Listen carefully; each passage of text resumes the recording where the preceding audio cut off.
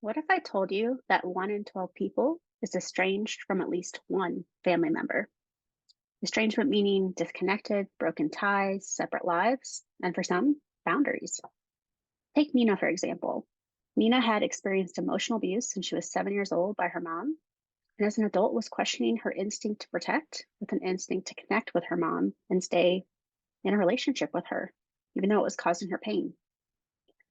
Or Tony, who became a caregiver from a very young age to a grandmother with chronic, untreated depression. That caregiving role led to people pleasing in adulthood, which was causing Tony problems in her marriage. Or Casey, who realized that they were struggling with alcohol and sought treatment, only to have their dad call them every single night to berate them, verbally abuse them, and financially abuse them as they sought sobriety. Estrangement's complicated. It has a ripple effect on families, and it's intergenerational. I personally know a family with 4 generations of estrangement. It has an impact. So, as a mental health therapist, there are a couple things I want people to know about and what I want to teach them in talks and workshops and all sorts of things to help them when it comes to estrangement. First, I want to help people understand the difference between physical and emotional estrangement. Second, I want to introduce you to the estrangement energy cycle, the 8 stages I was seeing with clients that were coming into therapy trying to do this work, questioning, do I have a relationship or do I estrange? What about my instinct to protect versus my instinct to connect?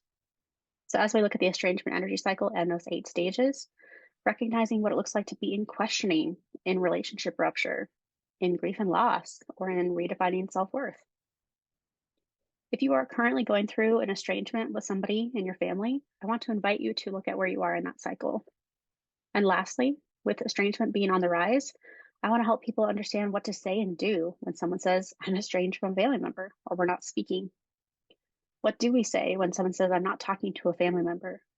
What do we do when someone is navigating a trauma anniversary, a family focused holiday, or a milestone where family should be present but isn't? So, I want to take a deeper dive into all things estrangement, and I invite you to join me in looking at this from the instinct to connect versus the instinct to protect, and with abundant compassion. Check out the website estrangementenergycycle.com for all sorts of resources as professionals and how we can hold a safe space for clients doing the work around relationship repair and reconciliation or permanent estrangement from a place of preserving mental health, physical health, and emotional well being.